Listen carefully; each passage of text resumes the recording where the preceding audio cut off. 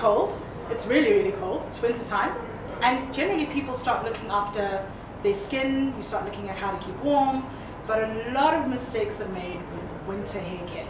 In fact, I learned a lot as someone with very little hair that I was making huge mistakes about how to look after my hair. Specifically because in the winter months, your hair goes through quite a bit of trauma. Because it's drier, your diet generally changes. For a lot of people, it becomes pretty poor. A lot of people stop drinking enough water. The weather, your diet, your hydration, all of these things contribute to a change in your hair as well. For the most part, people's hair gets dry and becomes brittle.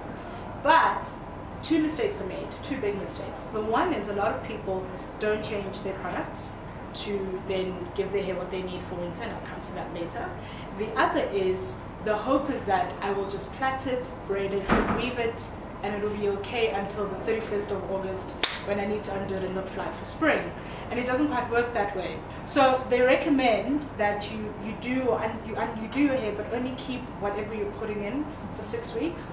And during that time to try wash it at least once a week, but make sure it dries, because also damp hair gets moldy and warm, and that also can cause its own problems. A lot of problems are around the skin on your hair, which is just as sensitive as, say, the skin on your face.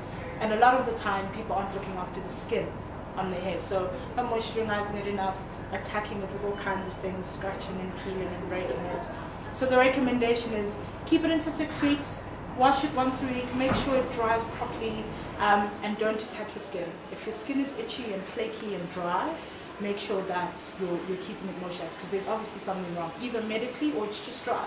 So you may need to change that up as well.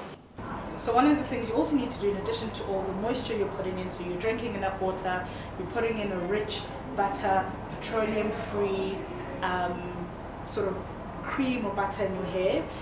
That's ideally also like H2O rich.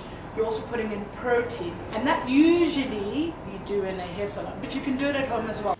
So a lot of it is to find out what your hair needs and then demand it. So now, if you cut my hair, you may not put nets on it, no methylated spirits, no not washing my hair. So those are the two biggest tips. Find out what your hair needs and then insist on it. Whether you do it yourself or you get someone else, but be, nope, don't pull, nope, don't burn me, nope, don't fight with the hairdryer or whatever, no mates, please wash my hair. Just be, I think a lot of the time people are afraid to, especially if you get your hair done in the hair salon, to say, oh sorry, that doesn't feel right. You know when it doesn't feel right. It shouldn't burn, it shouldn't pull, you know. So those are the two things.